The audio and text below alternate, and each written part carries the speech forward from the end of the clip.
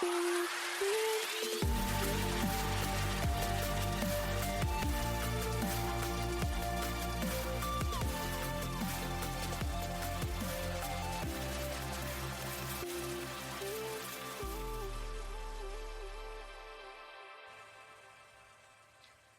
kids. Welcome back to another episode of Mom, watch this! Today we're going to start off with our top 3, and our choice was, as far as streaming platform today, was Disney Plus. And what do you got? I have Disney's. They're all Disney. Because I linked the Hulu thing, but it's fine. It doesn't matter. I have Into the Woods that came out in 2014. It's action and adventure, and it's a musical. I also have Disney Pixar's Cars, 2006, comedy animation. I love that movie. I've seen all of these.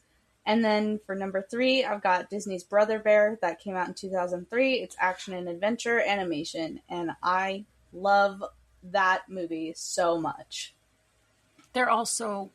I haven't seen the first one, I don't think. But I Into love the other 2. I'm not going to make you. It is a musical. Oh, yeah. I don't know why I'm surprised that we don't have any in common, especially on Disney. You know what I mean? So I have Disney Pixar's Hoppers. It's action and adventure comedy. I've never seen it. Yeah, it's 2026. Looks like a bunch of little animals, so that'll be fun. I kind of want to watch it now. Maybe I'll just chill and watch that tonight. It's hot as balls out, and I'm miserable, and I've been miserable for the last 2 days, and we'll tell you all about it here in a minute. So I'm going to get my own little AC unit, one of those ones that you squeeze in your door, or not your window. Yep. I've been hanging out in the drain the power. Well, I've been hanging out in the living room to be with our main one. So, anyway, my second one is Disney's Zootopia, which we all know I just watched somewhat recently. Comedy animation. And then my third one is, I just watched this like 3 days ago, and it's Brave. So I'm not sure why that's on there. It's like suggested. It is under the recommended for you. But we know we love Zootopia and Brave, and I probably will like Hoppers, so I'll have to watch that tonight. I'm kind of in the mood for something new. Anyway, do we want to tell them about yesterday real quick? Because it's kind of a big day. Yeah, it was kind of a big day. It was a really big day. Yeah. We went to the Mariners season ticket photo day and got to take pictures with some of the Mariners.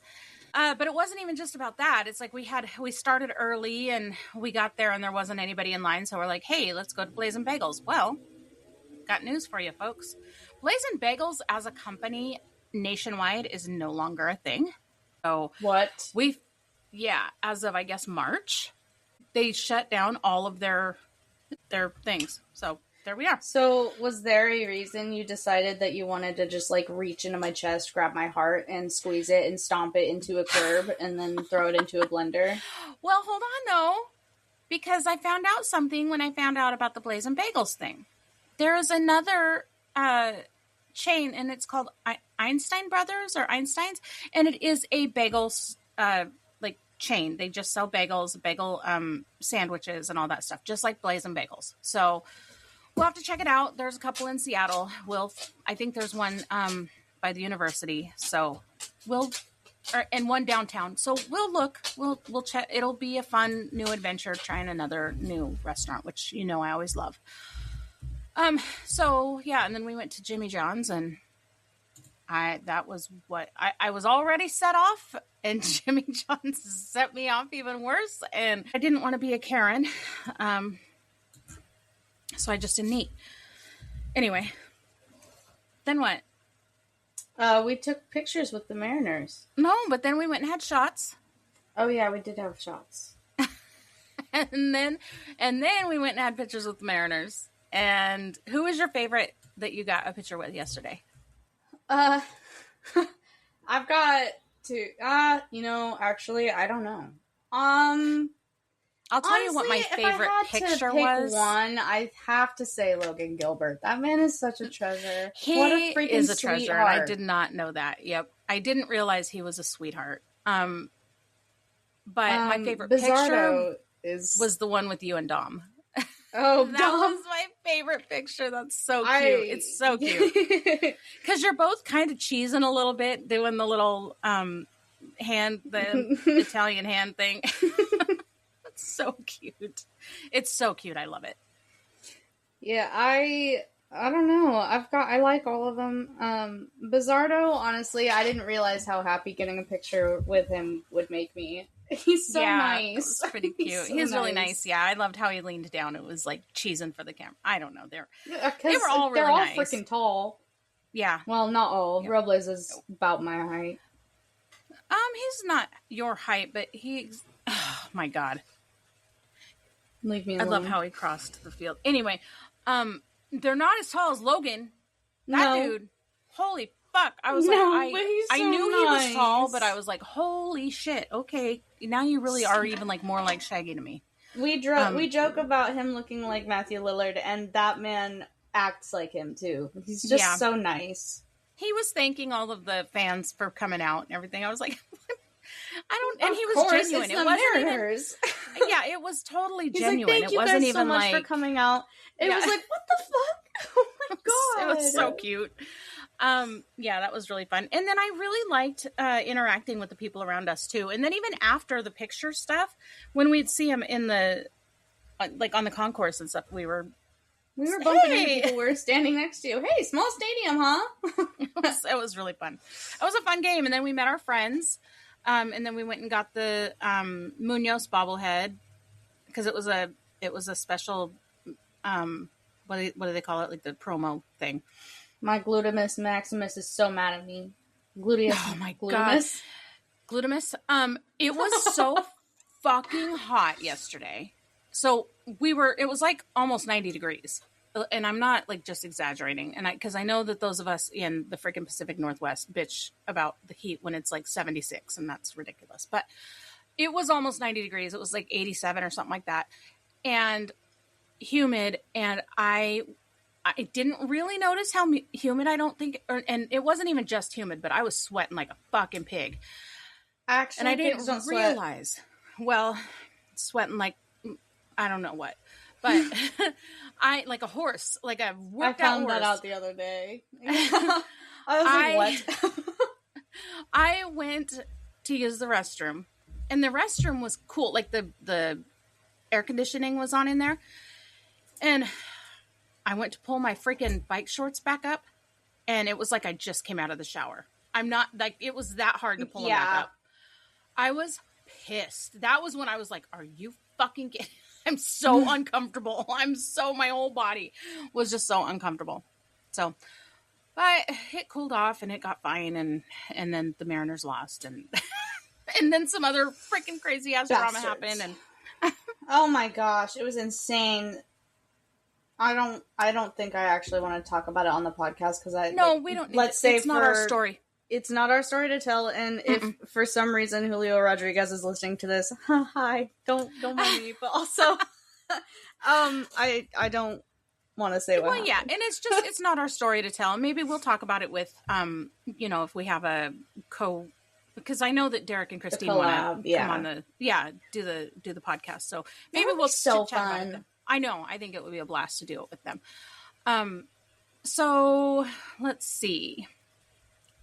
Today we're talking about tortoises. And the first tortoise is like the worst tortoise.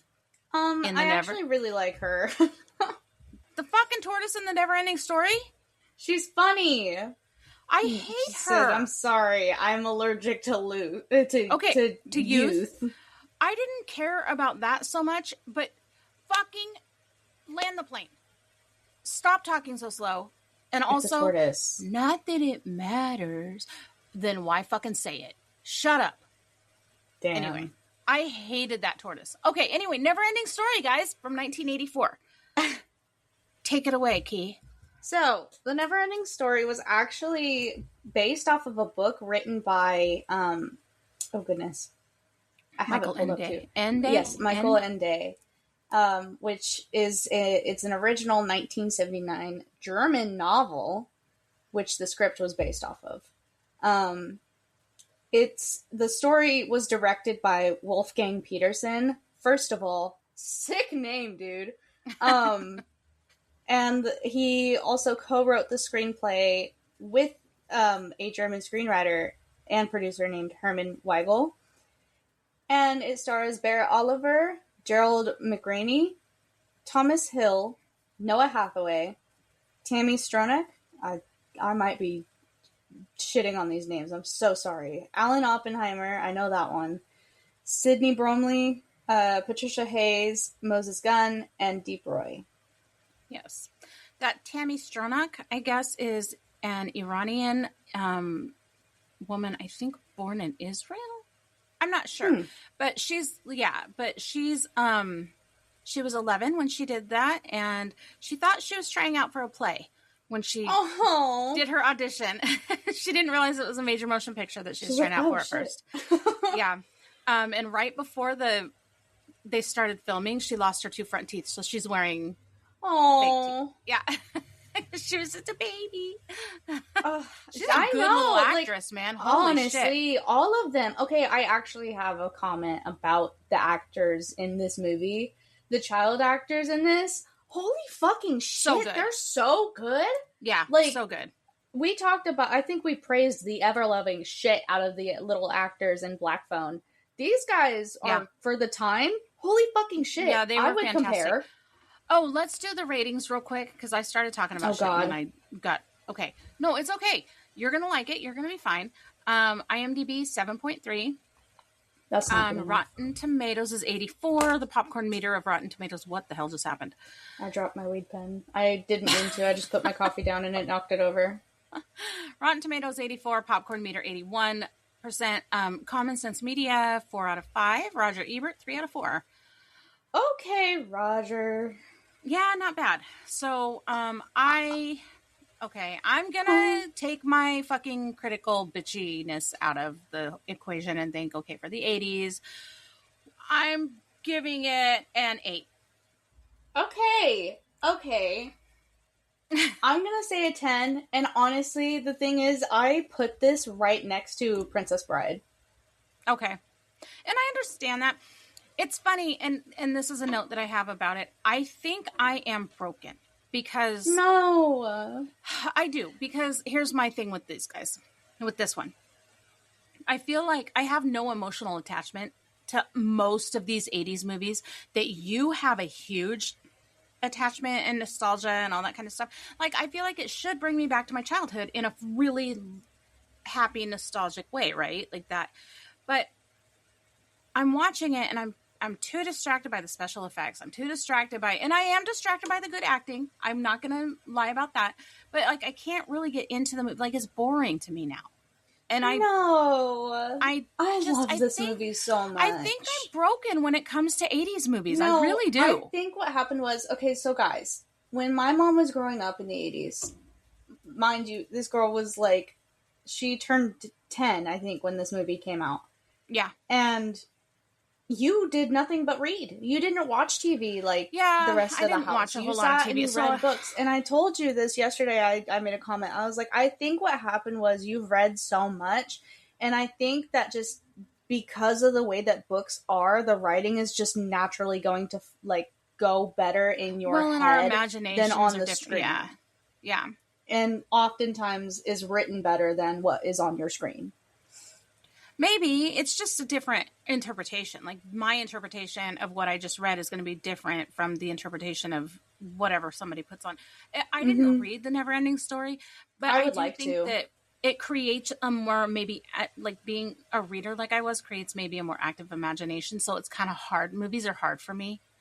So yeah, I guess you're right about that, but I don't know, man, because I do get really nostalgic about the Goonies and Lost Boys. Like, there's a few. Not like shitty little like animatronics and puppets.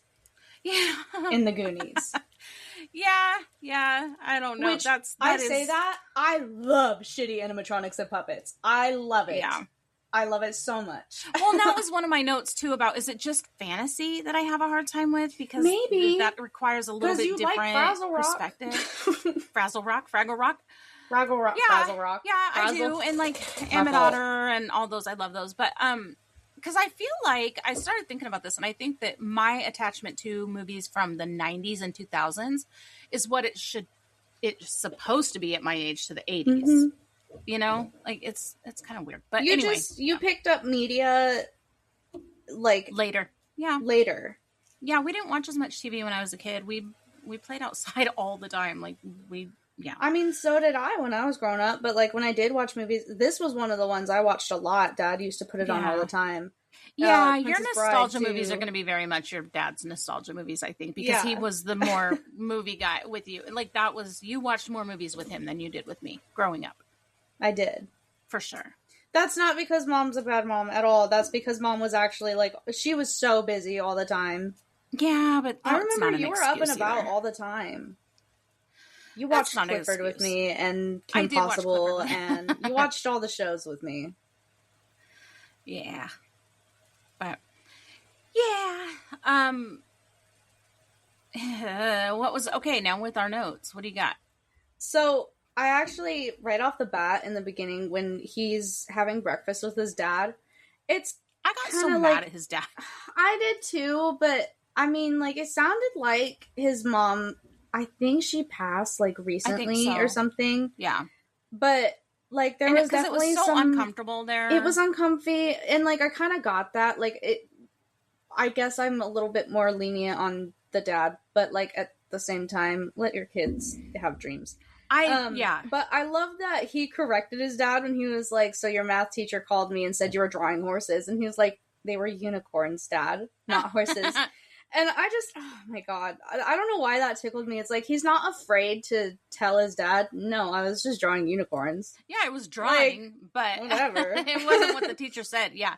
Like, I like that there was that openness and honest, like he was honest with his dad, and I really liked that. That means that, like, that to me, I wonder if I was so kind of like lenient with his dad on that because this kid felt safe enough to be open and honest with his father.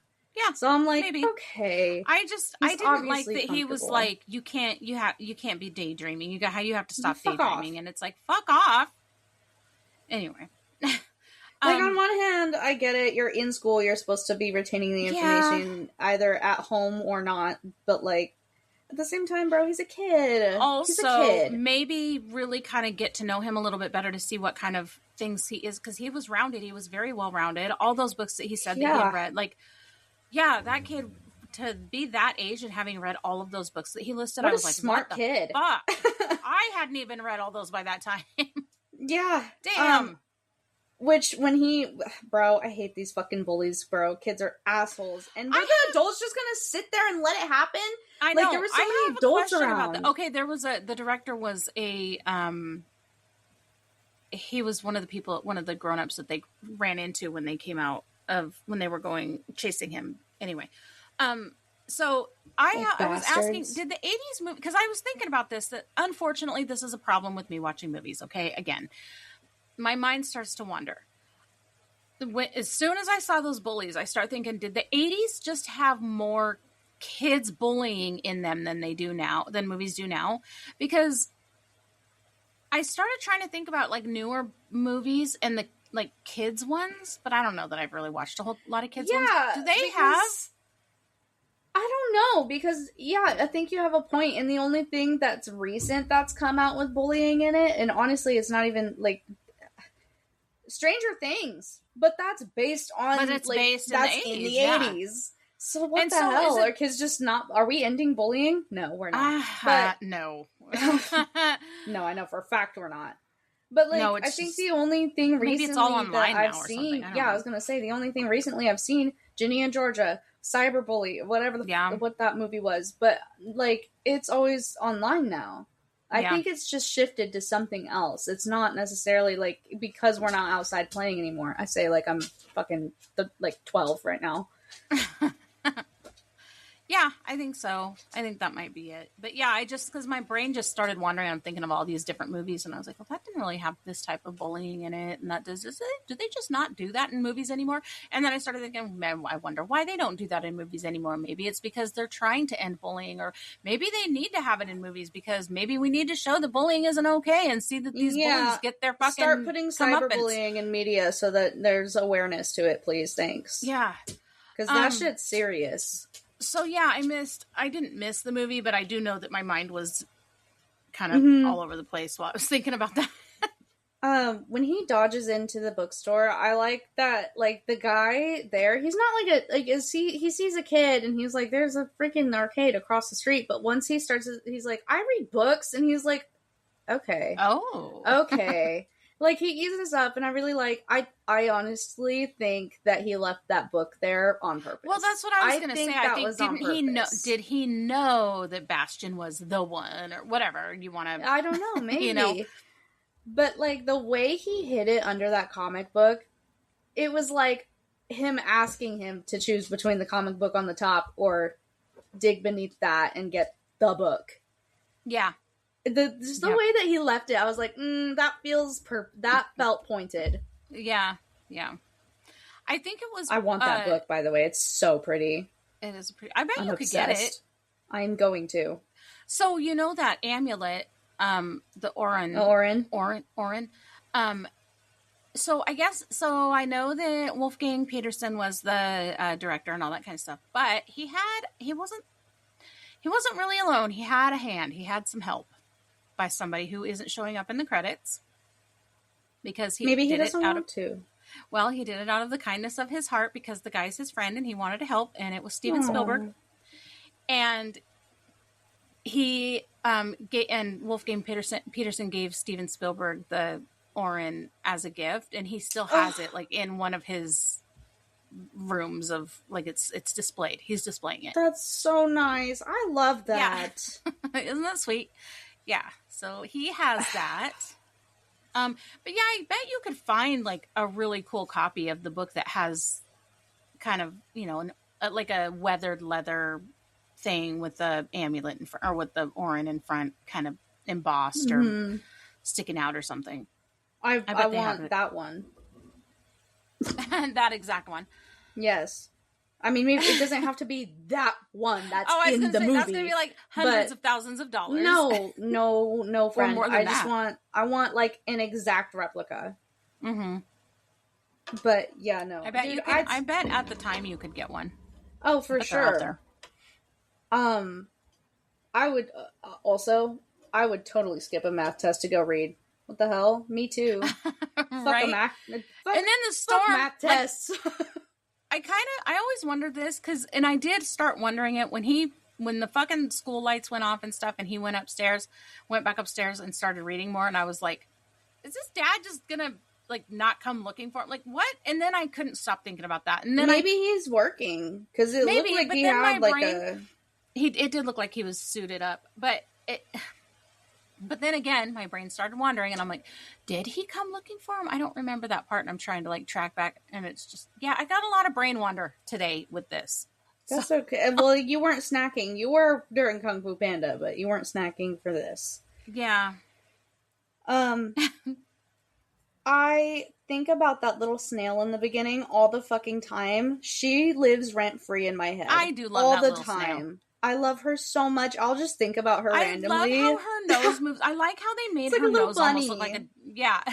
That's what I was just going to say. I like how they made her look like a little bunny in the face a little. I think about her so much. Like, all the time. I'll just be like, oh, that snail in the NeverEnding Story is so cute. She's really cute. You said the bat was cute, and I'm like, what the fuck are you on? Okay, well, I also have a bat tattoo, so I mean, like, I love bats. But your bat is fucking adorable. That bat is not so much. He looks like Nanook. He's so cute. But that bat was not. He was stupid. He looked like like somebody took and tried to make a pig paper mache. He looked like a hognose bat, Mom. And that's like an actual bat. You're so mean. I know. Okay, speaking of which, though, I did, during the middle of, like, when we meet, right after we meet, like, the snail and the bat, all that, I was like, why does it feel like I'm watching a school play? Like, That was the feel I was getting from love everything, it. from the everything, from the freaking set and the. It's 84, Mom. I know. I need to because quit. most of Most of the 80s movies, most of the 80s movies we've watched have been like 87, 88, 89, like creeping up on the 90s. This is early. This is 1984. I know. This is before midnight. This is before mid 80s. I can't talk. This here is why we don't do this podcast the way that we had originally intended to do it, because there are so few 80s movies that I enjoy. It makes it very difficult. Yeah. I just said that I do love this movie. I don't want that to go untold or whatever, because I do have criticisms and stuff, but I do absolutely love this movie. I do. And I love the music. Oh my God. I have like 5 notes that are just about the soundtrack. I was like, I showed you, I was getting Frisian the entire time we were watching this movie. I do love the music in it.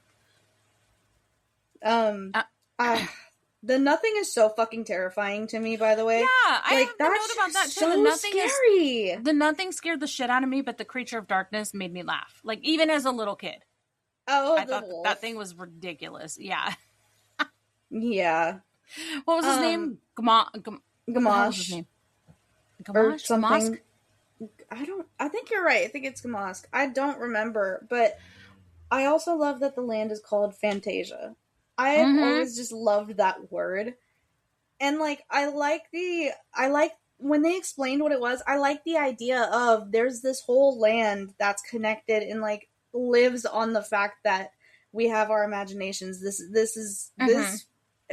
Fantasia is the land of everybody's like fantasy. Yes, I did totally love that angle. That was something that I thought was amazing. How brilliant. What's his my name? Gosh. What's his name? Atreyu. I was just going to say, do you know where that name came from? No. It came from Greek mythology. Atreus was the father of Agamemnon and Menelaus. Oh, I thought it was Menelaus. I call it Menelaus. I think that's how they say it in Troy too. So we might just all be saying it wrong. Well, maybe Jorge Rivera Herrán says it Menelaus to make it flow with the music. Maybe, but yeah, who knows? And maybe none of us know how to say it right. I don't. Maybe. Know. Yeah, the background music when they see the ivory tower. I said, "Are we kidding?" Oh my gosh, it was. I love this soundtrack so much. I need it. I need the soundtrack in my veins. I need it. Did I have 2 notes about this, so it must have really bothered me. The captions were fucking distracting as hell because they didn't match with the thing. So I've noticed, it's just Prime. Is that what it is? Yeah, Prime has shit captions. It's terrible. It was terrible, and it was so distracting to me because it was so off. And I do tend to, if the captions are on whether I need them or not, I tend to read them. Yeah, I don't think I live my day without captions unless I'm watching YouTube. Yeah, because I don't. Normally, my shit is on just for background noise anyway, but I do have the captions on. Just, hey man, I chew a little loud, okay? To me, I chew loud. I obviously chew with my mouth closed and everything. Like, I don't think my mom could hear me chewing much today at all. But man, that is so loud in my ears. Captions help me with my audio processing shit. Yeah, honestly. Which, speaking of the ivory tower, by the way, in the beginning with all the creatures, this is more for our listeners. It reminds me of an episode of Doctor Who. I don't remember which Doctor it was or when in the series it was. It might be a multiple like occurrence, but like it just was very Doctor Who to me, with like different creatures and like not like the quality, but like the style. I should say. Gotcha. Well, and maybe it looked like, so the tower itself almost looked like a beam coming down from something because of how they had the top. Yeah, so I could see how. Well, I was talking about, like, the actual gathering of the creatures. Like, every creature, like, there were just so many different types, gotcha. and, like, the big heads were specifically what I was like, Yeah, that was weird. this feels a little Doctor Who to me. That actually may have been when I said, why do I feel like I'm watching a school play, actually. Now that you say that, I remember that thought going through my head. Back to Atreyu. I don't know why I didn't say this when you were talking about it, but it's such a cool name, and it will never be too old or boring. I swear to God, it's like my favorite name ever. And I remember us talking about it on Walking the Dogs at one point too. We've talked about this name so many times throughout my life. It's just so cool. Just randomly one of us, man, Atreyu is such a cool name. It is a really cool name. It is a cool. In that scene, when they call up Atreyu and he comes up. Oh, yeah. And he's like, yeah, I'm Atreyu. And they were like laughing about it. And he's like, I mean, fine, I can go. Like, I'll go. That's fine. I can go back home. That's fine. They're like, wait. But I love how he was just quick to be like, all right, fine, fuck it. If you don't want me. The Falcor. Did you know that you can go see a life-size prop of him in Munich? Where? Germany, Munich. I'm getting my plane ticket right now. And they even let you, it's not even like you're looking at him. They even let you climb on him and take pictures and stuff. I need to go to Germany. I need to go to Germany right the freak now.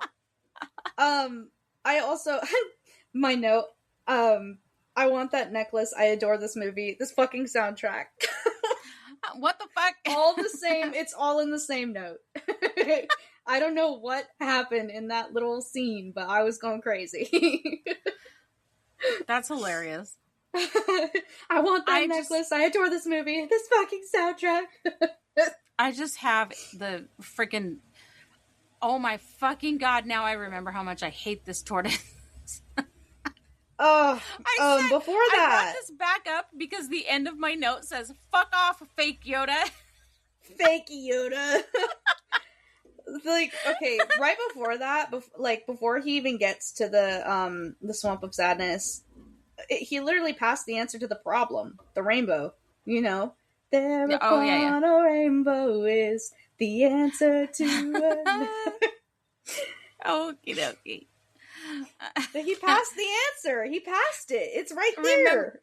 Remember when I said something about the Sphinx having nipples and how I didn't? Oh my God! Why? So apparently, Michael Ende, he doesn't like it either. He hated that so much. He hated it so much. Oh, well, how did he imagine it? He said, I don't know, but we need to read the book. First of all, Atreyu is green in the book, but also, I don't know how he imagined it, but he was embarrassed by them, and he got, and there was a couple of other things that he hated about the script, and basically he asked them, he was so mad about how they did his his book, that he called it revolting, and he didn't want to be in the beginning credits, so it took him off the writers in the beginning credits. They did put him in the end, though. Oh. Yeah, that's how... That makes me so sad. But that also makes me want to read the book. Yeah, me too. We can watch it together. We can read it together. I also love that, like, right again, before the Swamp of Sadness, Atreyu, like, starts eating his rations, and this kid, Bastion, he's like, yeah, you know what? I want to eat too. Like, he's really all for following this story. I was like, man... and oh my gosh, I also want to say, and you know this already, I've said it a billion times, like, since I could even get tattoos, I want the Orin so bad. I want that tattoo so goddamn bad, and I really want it, like, really well done. Like, I want it. Well, you know who has a lot of practice doing it? Dad. No. Oh, Atreyu? Yeah, the guy who plays flying him. to California real quick. So apparently he does, I keep saying apparently, he does that a lot. A lot of people have asked for NeverEnding Story tattoos. How amazing. Specifically the Orin. Yeah. On my way. Huh? Yeah. Oh, damn. On my way. California. I'm on my way to California. He So our tax, as we all know, did not actually die. They did have to train the horse, like, to be able to, because otherwise, normally they try to get out of mucky water or whatever. Mm-hmm. They had to train it not to. But Noah Hathaway, the guy who played Atreyu, they gifted him the horse when it all wrapped. So that was his horse. Yeah. So see, they got to be together even after the movie. That means that had to have meant that those two they created a really deep bond. That's so, because horses, I don't know, man, they have their person. I guess he ended up having to stay in Germany just because of the quarantining and all that kind of shit. But he was his, and he saw him all the time. So that's so cute. Yeah, I love it. Dude, he got hurt. Who? Atreyu a couple of times. Let's see. While he was learning to ride the horse, because he didn't know how to ride a horse before this, the horse he was riding threw him off, and it stepped on him. Ow! Son of a bitch! Oh my god! Horses are not tiny. While they were in the swamp of sadness, one of the takes, whatever, his leg got caught on, you know how it has the hydraulic thing that would bring him down into the mud, whatever. Yeah. His leg got caught in the elevator, and he was pulled under, and he was unconscious by the time that he was brought to the surface. The fucking horse? No, the guy who played Atreyu, the kid. Oh my god. I know. I mean, I'm glad they're okay. No, I would have left the fucking Hollywood scene too. Shit. Fuck that. That would have been so fucking traumatic. Dude.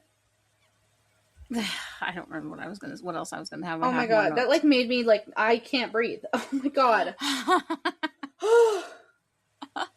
I had to suspend my disbelief, because I was like, why in the hell would a new name save the entire fucking world?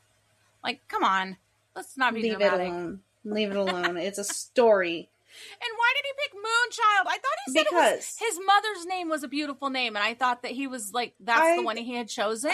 His mom's name could not have been Moonchild. No, please. I wonder if he changed it because maybe of the vibe he got from her. But to your Tortoise, the projectile snot is crazy work. I cannot. It was so gross. And not only that, but just blowing him off the fucking tree. Dude, okay, I have such a huge issue. I have such a huge ick with snot. I can't do it. Oh my god, it's the biggest ick anybody could ever give me. I don't even care as much about that, but oh, you maybe don't need to be thinking about kids then. You might be right. I don't want kids. I can't do it. I can't do vomit. No. I'm not okay with vomit. And it was kind of nice while you were a little one, because I couldn't do vomit. Your dad couldn't do poo. So it was... Y'all switched. Which is why I was originally holding you above the cliff. I was... But there was also, you smelled like vomit. So that didn't... We won't tell that story. That's a long story. It's a long story. We don't need to be telling strangers on the internet about it either. It's anyway. I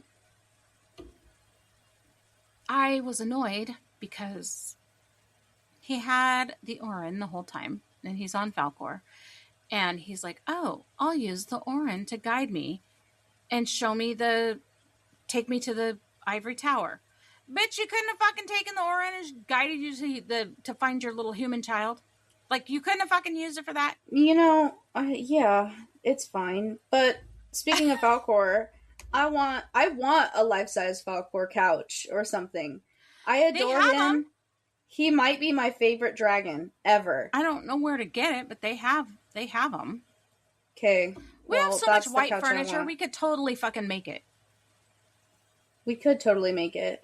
We have a lot of white leather furniture. Well, then I started thinking about it, and I was like, as much as I absolutely adore Falkor, I don't know if I could do that yet. Why?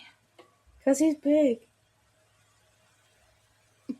Have you seen how many fucking white leather cheap-ass No, I mean, that I wouldn't even care about. I'm not talking about that. If I come out at like night or something and I just see this big giant dragon head, I'm gonna shit my fucking pants. But like, I think once I start what is it called? Doing like exposure therapy with big things, I think I should be okay. But like, we're not there yet. I was thinking about that after I put that note down. I was like, no, because I think I might shit my pants, but I still want to bring it up that I do eventually want like a life-size Valcor couch or something. My last note is, so basically this world goes through the same terrifying fucking pending doom every time a new kid reads it? Question mark. Reads the book? Question mark. Like, how does that work? That's unfortunate, actually, but yeah, because now poor little Atreyu has to fucking live through his horse dying every goddamn couple of months. Well, he comes back. That doesn't minimize what he goes through while it's happening. That's so true. But I mean, like, for us, when he comes back, it's okay. The Sphinxes, by the way. Go ahead. The what? My last little note was about working with the kids, with the kid actors. I guess that the kid who plays Bastion was really good kid, was really great to work with. He was an absolute gem. He nailed it every time. He was just amazing. Oh, that's so cute. The girl was fine. She was good. But, quote, Noah Hathaway was a bit of a pain in the arse, frankly. Oh, that's okay. That's okay. That's okay. He didn't want to be an actor anyway. He's gonna, yeah. That makes me laugh. Like, but when I saw his IMDb, that is like that character with the horse. He doesn't even have like a mugshot or anything. It's like, it's literally just that. It's him walking Artax. It's not even like anything. It's legit from the movie. He was a little, even if he had gone into acting and whatever, he was a little older than those other kids. He was kind of at that a little bit more finding himself age, kind of. Yeah, so that's kind of, I don't know. I think it's to be expected. It didn't bother me. I thought it was funny. The Sphinxes, well, now I have like a sadness about it because I didn't realize the writer didn't like them. But like, I wanted them on either side of my Orin tattoo, but I don't know now. They used to scare me when I was little. Get them without nipples. I could get them without nipples. Yeah, he didn't like that they were buxom. I think he wanted them to look like real sphinxes. And not with the, I might do that. I might read the book and see like what their description is. When Sebastian throws the book, why do we have to crumple the pages like that? That was such a beautiful book. We need to relax. Yeah. And also there's fire all over and you're fucking throwing a book all willy-nilly. Come on. Simmer down. Chill the fuck. Thank you. And yeah, I don't know, man. I love that the kid's first wish is I want to ride Falcor. I know. I'd have been like, you couldn't wish Fantasia back together again before you fucking got on Falcor. Kid. I know, but I don't know. But I guess he might have like accidentally wished it back together again because it was when he was on Falcor. That's what they were going through. And everything was normal again. I mean, I thought it was a valid wish. I suppose. I mean, who didn't want to ride Falcor? What do you got left? Anything? I think that's it. Are you so fucking curious about the 6 degrees? I am. I am, because what the fuck? I didn't recognize a goddamn singular name on this roster. Yep. Do you want to take a gander at who might be connecting? Lucy Liu. Nope. Here we go. No, sorry. That's okay. Deep Roy, who played the teeny snail rider guy. Yeah. Deep Roy was in Charlie and the Chocolate Factory with Johnny Depp. I knew it. He was an Oompa Loompa, huh? Uh-huh. He was I knew all it. the Oompa Loompas. His face. I was like, he looks like an Oompa Loompa, but like, is that mean? No, and, he is an Oompa Loompa. And Johnny Depp was in The Tourist with Angelina Jolie. I said, oh, no, I did the thing. My fault. What? Oh, Angelina Jolie and Lucy Liu. Yeah. So yeah, you only get 3 little, or basically 1 little. I don't know what the hell it would be, but yeah. 2. That's Deep Roy, Johnny Depp, Angelina Jolie. Boom, boom. You got it. All right. So Angelina Jolie plays who? Tigress. Okay. In what? Master Tigress. In Kung Fu Panda, which came out? It came out in 2008.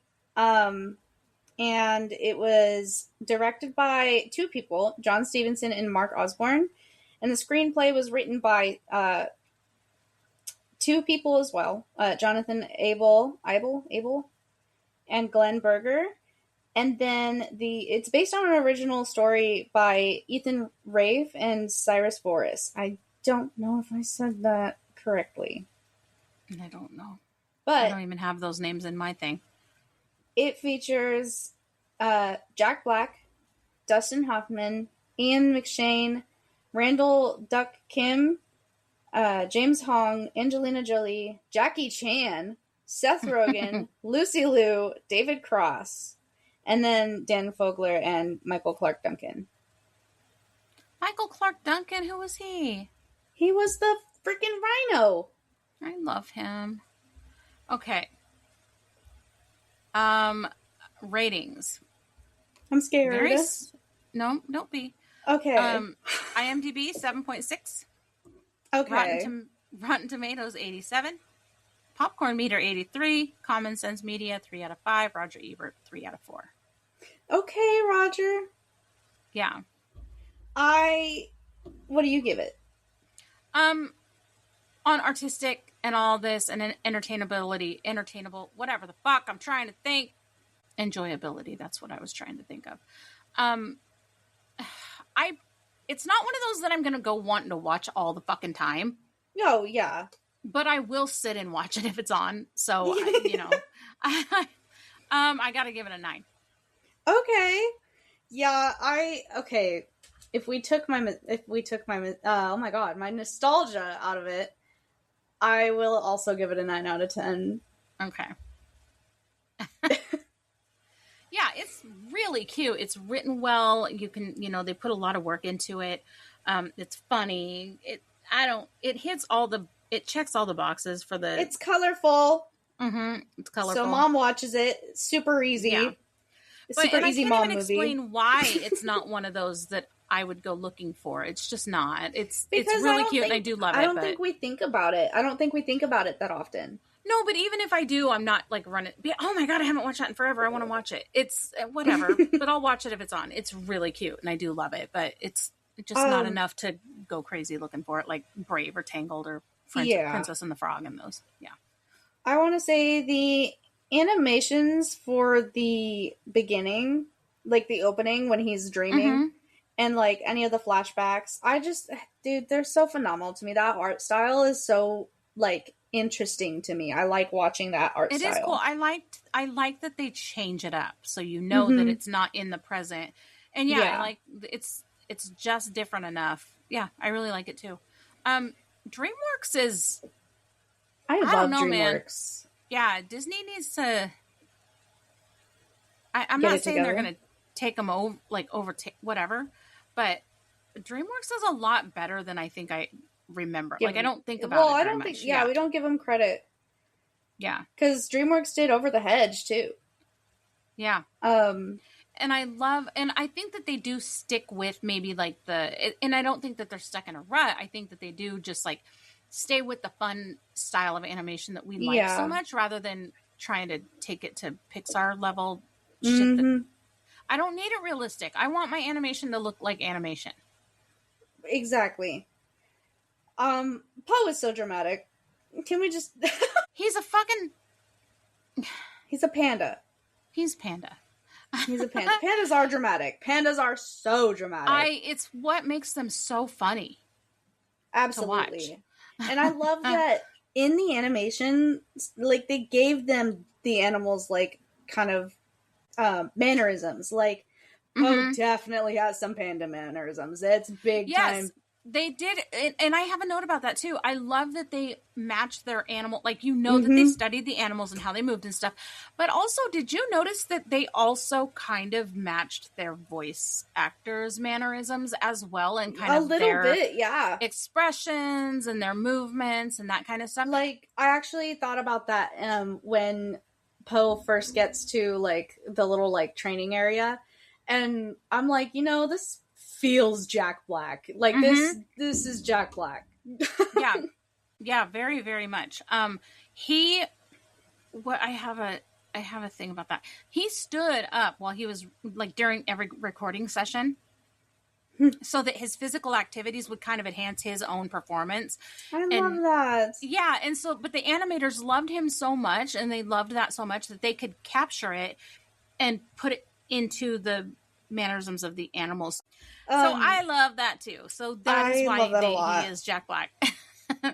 I also want to say Poe's dad, like, this is my very, like, I think it was my third-ish note that I brought in, is that Poe's dad is so kind, and, like, once he even realizes that his son actually just he likes Kung Fu and everything, he's not like, no, how dare you, you're so, like, you can't stray from the family. He's just like, okay, maybe we could talk about it. Like, okay, like, you can let me process, and then we can. One thing that I think you'll find interesting about that is that the guy who was his dad, was his name Ping or something? Yeah, Mr. Ping. He was actually supposed to be kind of hard ass boss. Oh, let me guess, the voice actor couldn't. No, nope. Which is why. Sorry. He was supposed to be a hard ass dad, and Shifu was supposed to be his dad, his adopted dad. Did I say hard ass dad? Ping was supposed to be the hard ass boss. Oh. And Shifu was supposed to be Poe's adopted dad, which is why they made Shifu. Is that how you say it? Yes. The red panda. Okay.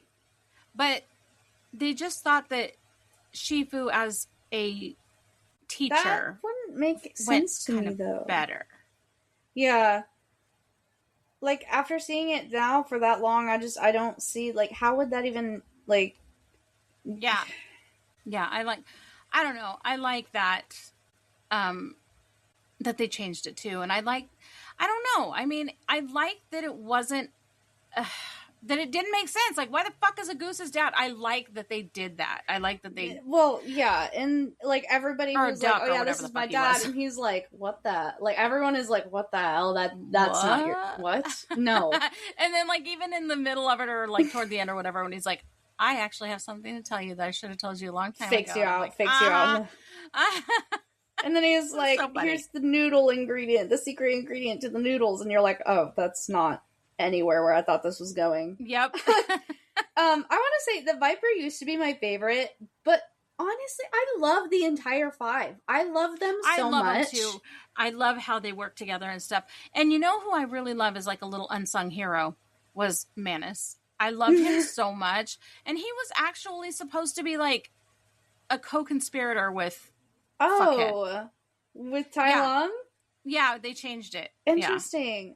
I also, like, want to say, like, I liked how when he first gets to the training place, as soon as he falls into, like, where the like, big training stuff is, all 5 of them go to step forward to help him, and Shifu's like, yeah. No. But, like, all 4 of them, or all 5 of them, even Tigress, their initial reaction is, oh, shit. Like, gotta save this poor guy. Oh, fuck. I did like that too. How they really kind of started accepting him pretty early, before Shifu even. And I know Tigress was a little, like, hesitant, but fuck, man, she worked her ass off. She thought she was gonna get that, and, like, honestly, if not for Poe, I think honestly she deserved it. But yeah, I get why it didn't happen. However, I love how when he does get it, when Master Oogway points at him, and he's like, "You mean her, right?" And he tries to step out of like, the way. Yeah, it's Tigress, like, not me. I just fucking fell from the sky. It ain't me. Me? No. I just wanted to see. And the whole time, man, the whole time he's like, in the beginning, he's like, I don't even really want to be here. I don't like. This was all an accident. I love how even he was like, I did not even mean to be here. It's not me. And Crane even was like, you're not even supposed to be here. Every single time in the very beginning of this fucking movie when they first start talking about the Furious Five, and from then on throughout the movie, I can't stop thinking about Sly Cooper. Yeah. But why? I don't, because the way that they go across the rooftops and stuff, that's where you see, and they did it in the nighttime too. They escaped in the night, and so it's that moon coming down and the bluish hue and the tiled. Yeah. But Crane, when he says you don't really belong here, and he's talking about his room, he's talking about his room.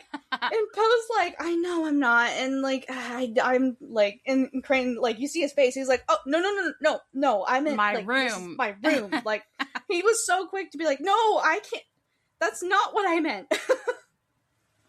Did you know that and you may not have, but you may have a friend who knows this because he did study like the martial arts and stuff. Each individual fighting style of the Furious Five is an actual Kung Fu style modeled after the specific animals. That's amazing. Yeah. And then Poe's fighting style was modeled after the bear style Kung Fu. That's the bear style. I love that so much. Yeah. I didn't know there were different styles of Kung Fu. That's so interesting.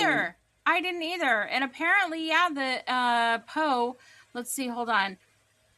When he goes against Tai Lung, the final fight, he's using bear style too. It sounds like they stayed pretty consistent. I love it.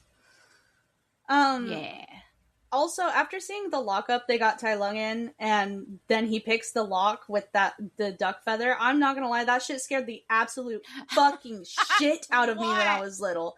Because damn, well, because Tai Lung scared me when I was little. That's so cute.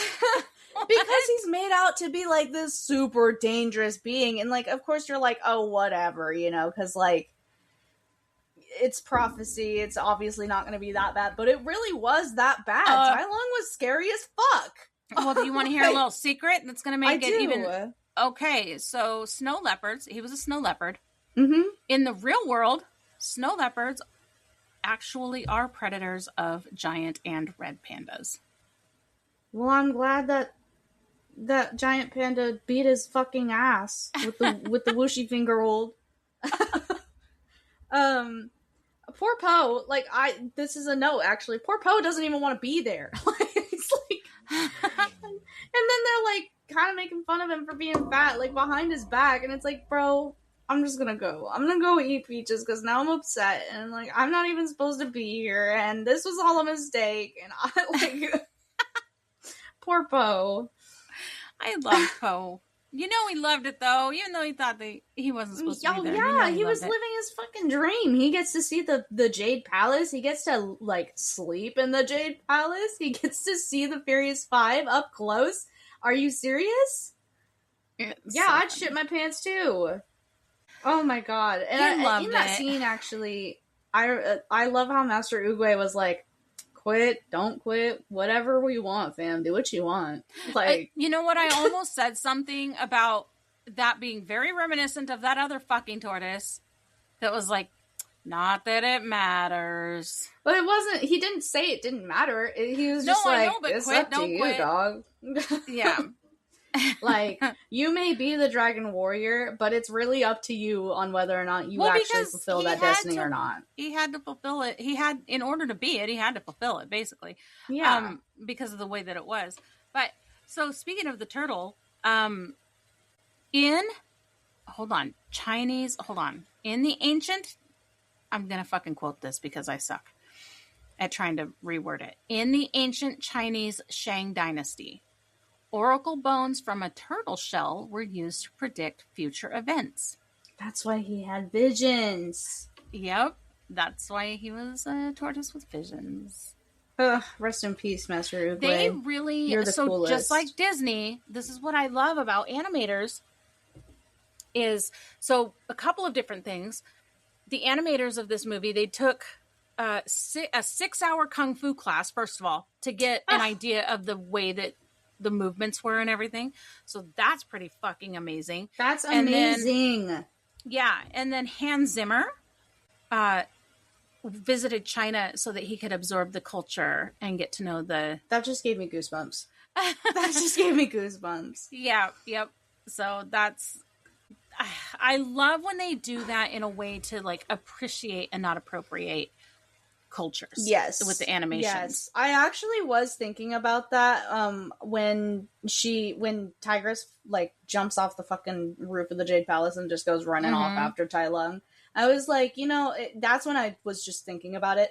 But I was like, I really like wonder how they did this movie, if it's like genuinely like if they actually are like nodding to the culture. They're trying to use stereotypes, or are they actually getting to know the culture and trying to use... But when I thought that, I was like, no, I don't think so, because it really does feel like learning about the culture, like with, I don't know. Yeah. Like, I also, with the Furious 5, I love how there are 2 girls and not just one. Yep, I love that too. There wasn't just a token girl. It was... And they were badasses, and they like, bro, like Tigress was kind of the leader. Yep. And Viper is a fucking Viper. I mean, she looked cute with her little lilies, or her lotuses, but yeah. Also, the guy James Hong, he was somebody's voice. Who was he? Mr. Ping? Maybe. Hold up. Perchance. I hope so. Yes. Okay. He, in an interview with him, he said that when he was talking to them about his family or whatever, and he said that when the producers found out that his father owned a noodle shop, they wanted to incorporate it into his character. So cute. Isn't that cute? Oh my god. I love animation. I love animation. I know. I love so much all the little behind the scenes. I think those are my favorite to get the fun facts. Fun to get the little tidbits and the fun facts and stuff for all the movies. Trust me, that's one of my joys of doing these every week. But my favorite are the animation ones, because there's so many cool things that these people do and so much work that goes into it. And I know there's a lot of work that goes into other movies too, but there's, I think, extra that goes into animation because these people have to like study extra hard on like movements of something. Like they have to do art studies and stuff. And then like, dude, all these animators that do different art styles are whoa, Jesus, leave some talent for the rest of us. Jesus Christ. I also, speaking of the girls and Tigress, I think it's so sad that Tigress got the brunt of Master Shifu's pain. I know. Like, it hurts a little bit. And like... Well, and is it because she was a big cat too? Like, is that how that kind of... She was his first one after. Okay. But like, you can see, like, she still tries to get Master Shifu's, like... Yeah, his approval. His approval. Whatever, but it's like, you have his approval. But he's just not great at showing it. She wanted it. Yeah, he just wasn't... I don't know. She still never got as close to him as he got to Poe afterwards. No. But I think she's okay with that after. Like, she kind of comes to peace with that. That she's never... I don't know. She's got her own approval now. Yeah. And she's got the 5. Like, I think she realized, like, these That's people... her family. Like, this is my family. All of them. I have the approval of all of them. And shit, Poe, dude... She's got the most approval from him. He absolutely still worships her. Even in the second movie, I remember them having a moment, and I remember I was like, are they going to kiss? No. I was like, what is going on? They got really close in the second movie. The animators did not want to make her humanly feminine. They didn't want to make her too, like... Dude, yeah, she was kind of bulky and, like... Yeah, she looked like she wasn't like, like they normally like to do, make them all like feminine and svelte and But so instead, what they did is they used her facial markings to kind of resemble makeup. I love it. So that's, yeah. Yeah, she was very much, like, kind of, brawny, I want to say. Mm-hmm. Like, yeah. Honestly, it made me kind of not feel too bad about...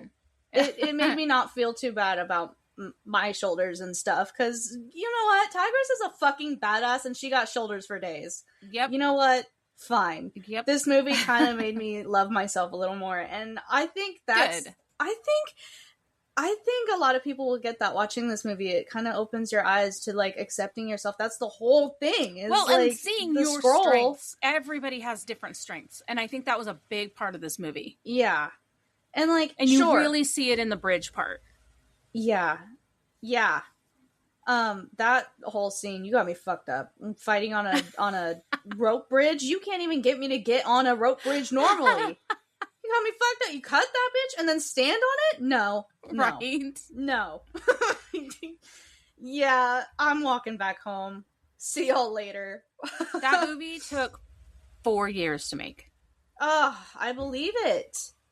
These are good animation movies. Take a while, man. Yeah. I love how when Shifu kind of catches Po ransacking the fucking kitchen, and he's like, kind of like, what the fuck is going on? He's not mad. He's just like, what the fuck is going on in here? And then he was like, and then he looks up, and there he is doing the splits. Yeah, well, he's like, oh, yeah, Monkey likes to hide the almond cookies top shelf, and then he just leaves. And then he's waiting. And then he looks back in there, Poe's fucking 4 feet in the air, quick as hell, doing the splits for him, eating like 7 cookies. He was 10 feet. 10 feet! Okay, yeah. And he's just like, how in the fuck? And then he just uses food as motivation. And I will say that training montage is probably my favorite training montage ever. And it might let me tell you something. It might top A Knight's Tale. I love that montage. Unfortunately, here goes my brain again. I couldn't stop thinking about the fucking dumplings. I just wanted dumplings the whole fucking time. I was like, I want some dumplings. I love that training montage. Honestly, did you know that that's where my love for the shell game came from? No, that's so cute. I was obsessed with it. I was like, I want to do this. I want to be so good at the shell game that I can know where, like, I want to be able to do it that fast. Like, right? What the hell? Oh my goodness. And I also love, like, when they're having dinner together, the five and Poe, and, like, they start kind of joking around a bit. It just was so, like, heartwarming and, like, it was. I know he was making fun of Shifu, but it was, like, harmless making fun of Shifu. It wasn't like he was, like, I don't know. Yeah, it was fine. I don't even think Shifu was bothered that he was, like, imitating him. No, he was just it's because it was like kids with their dad or uncle or something. Yeah. He's like, you fucking idiots. Anywai, Tai Lung is on his way, just so y'all know. And they're like, oh, fuck. Oh, well. Shit. There goes the jokes. Freaking psycho. Can we just also talk about Tai Lung with the blue fire fists? That was actually so cool. I know he's the bad guy, but that was so sick. I know, and so what cool. The hell? Why did I? What is Fists of Fury, and why did I fucking say it like I did? Fists of Fury? I don't know, but it made me chuckle. Fists of Fury! I don't know where that's from. I don't know where you got that. Either. I don't fucking know. But, like, that whole scene, man, the whole time, that scene, I'm like, yo, honestly, in real life, Shifu would have been so fucking dead. Mm-hmm. So dead. Well, he's so tiny. Apparently, as we just found out, so would Poe. But in fight scenes in any movie, animation or Marvel movies, is it really fucking necessary to destroy every building that we see in miles? For fuck's sake. Like, dude. And then everything was fine. Yeah, okay, yeah. Like, did he do, like, a special Wuxi finger hold that just, like, dusted everything clean? Yeah, whatever.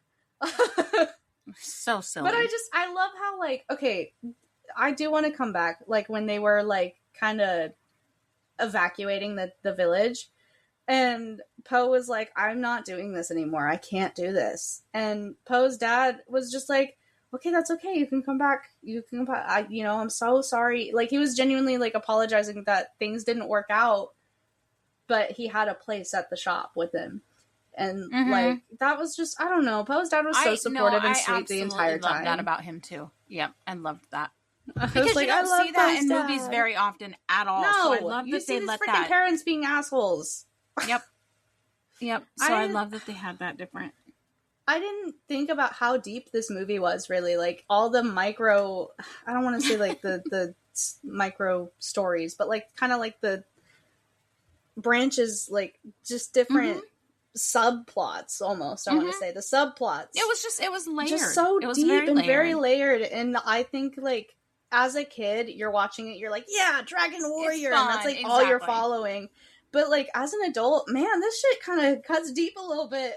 So fuck, man. Like I said last night when we were on our way home from the game, how that has been really fun about this, where it's like, okay, this came out, watching these movies with you when you were little that were so special and that you loved so much, but then now watching them with you as an adult, that you're an adult and seeing them through a whole different perspective, with a whole different perspective. It's so much fun watching that change. Yeah, I'm almost loving the animations and, like, the kids' movies a lot more now than I did when I was a kid, because they're really fucking layered. Like, yeah, appreciating different things. Yeah. Like, a lot of these animations are so well written. We joke about how they make these animated movies where it's like, okay, you have the silly jokes for the kids, but then you have, like, the hidden dirty jokes for the parents. And yes, you do have that, but I think there's even more that keep the parents engaged. It's not just a stupid, you know, I think, dirty jokes. Like movies with K-pop Demon Hunters and I mean, this one, it's like there might not be dirty jokes, but right. Man, but there's funny, you know, smart enough jokes, and there's and there's a lot more deep, for heavy, us. Like yeah, good messages finding for the yourself adults too. And like when Poe has that kind of conversation with Tai Lung about how, like, he didn't get it either at first. Yeah. And he explains that to Tai Lung. Oh my god. Yeah. It's good. It's, like you said, it's layered, it's deeper than what you first get, but it's enjoyable before you understand its depth. And I think that if you watch this, it's going to kind of teach you a different way to look at yourself and kind of, like, yeah, even if you've seen it before and it was a few years ago, watch it again. Watch it again and pay attention. Yeah. Yep. Do we have any more? No, that's all I got. But I do think honestly, fuck it. I'm changing my rating. This is a 10 out of 10. Okay. Okay. Yeah, you've convinced me. I do love this movie. It's very cute. I probably still won't go looking for it, but in fairness, I don't go looking for a whole lot. I was about to say, you don't look for a whole lot, actually. There's like 5 movies total that you fucking I would say there's probably 5 Disney movies, and then I've got probably 5 non-Disney movies. Yeah. Well, this isn't a Disney movie. It's DreamWorks. You know what I mean. Animated. Mm-hmm. There's 5 of each. I don't know that I have. Do I have any DreamWorks ones that I would go looking for? I don't know. Because I always my comfort maybe not now. Maybe we'll find one. Oh, maybe. Oh, Ice Age. But is that DreamWorks? Yeah. No, that's Fox. Sorry. I think that my comfort movies for Disney are Lilo and Stitch, Tangled, Brave, of course, Brave, Princess and the Frog. I think that's it. Damn. No, Moana. I was about to say. Because it's a newer one. That's why I couldn't remember it. It's my newer one. Yeah. And then I've got I don't know why. All I can think of is Lucky Number 11 and Accepted. No, Kiss Kiss Bang Bang. Oh yeah, Accepted and Perfect Getaway and My Cousin Vinny, I think, are my... Yep. That sounds very accurate, actually. Yeah. I'll walk out there, mom's halfway through. Find. I actually don't think I've actually watched My Cousin Vinny in full, but I have seen snips and pieces. There are snips and pieces that I know. If you said a line from it, I'd be like, oh, it's from this movie. Yeah, we're gonna cover that soon then, because speaking of covering things soon, what do we got? What's our next? We have Maple Tree, I think. Maple Tree next week. Okay, so I am doing The Ring. I'm doing Beetlejuice. Okay. I'm locking that in. This is going to be such a silly... Yep, this is going to be such a silly one. I'm gonna have fun. It's gonna be really a lot of fun. Have you seen? You haven't seen The Ring, have you? I'm pretty sure I did. I think it's one of those that when I started kind of getting into my little horror phase, I was like, yeah, that's the one that I have to watch this one. It's so iconic, apparently. So that was one of the first ones I watched. Well, and it was filmed, I want to say it was the first one that was filmed up where we were, because we ran into... Oh, well, shit my pants. We ran into Naomi Watts, but I don't remember. It might have been the second one. I don't remember. It was one of them. But we ran into her at the store. Because... What? Yes, What? okay. Yeah. You had to have blocked it out. I have seen The Ring. Yeah, okay, so there's a scene in The Ring. It's kind of, like, sad. The horse jumps off of the ferry and kind of, I mean, it's implied that it passes. Why didn't I not fucking remember this at all? It's, like, in the beginning. It's kind of in the beginning, I think. But I remember it took me by surprise so heavy. I sat there with my mouth open for, like, 5 minutes. I was like, I probably did block it out. Speaking of, so we're going to hang up here in a minute, but speaking of things I blocked out, what the fuck? Oh, yeah, we almost died. Got hit by a baseball, but it hit the chair in front of us. Yeah, but I, like, tracked it for a while, apparently. She looked at it, and then she started tracking it with her finger, and then it kind of got, like, close to us, but, like, because of the way she was tracking it, my only thought was, protect your head, and so I held my glove above my head, just in case. I literally don't remember seeing, once it got to, like, right in front of me, you blacked out. I literally blacked out. I do not remember seeing it come closer than it was. Like, I didn't see it at all until it bounced off the chair. I know where it went. You said you don't know where it went. I know where it went. I saw it. I have no idea. Over to our right. It bounced so heavy to our right. I'm not joking with you when I say that in my brain, it's suspended in front of my face. That's the last thing I remember. I don't know what the fuck. It chipped the chair in front of us, and there's a hole there now. Yeah. And I saw it, the way that it bounced to our right, I genuinely thought that's where it had landed. Like, I thought that's where it apexed and landed too, was to our right. I did not, the bang that I heard next to me, I didn't know that was the ball. If I hadn't have blacked out, I would have been able to, and not been a chicken shit, I would have been able to catch it. Yeah. You would have broken a finger, probably. Literally right in front of me. Like, it was fucking weird. It was in your face. Yeah. I'm lucky. Had it landed 2 inches backwards, it probably would have landed in our cup. Yeah. So fucking crazy. Anyway, now that we've had story time and all sorts of random shit that has nothing to do with the movies, but we did talk about the movies a lot, so you got that. Thank you guys for listening and being here for, what is this, episode 37? 36, this is 37? episode 36. Yeah, 36 episodes. Thank you guys so much. Which means so how much. many Holy movies? Shit. 72 movies. 72 movies. But thank you guys for listening. It's been fun. It has been fun. Thank you. And happy birthday to somebody. Oh, happy birthday. Jesus Christ. Happy birthday to Crispy today on the day that we're recording. Happy birthday to Crispy. And hey, belated happy birthday to Mikey, who we dropped an episode on July 10th, which was his birthday, and we did not, for whatever fucking reason. I didn't connect the dots that July 10th was a Friday, and that's what happened. It wasn't that I forgot your birthday. Okay, I promise. Happy birthday to someone. And we will see you all dudes next episode. Bye, guys.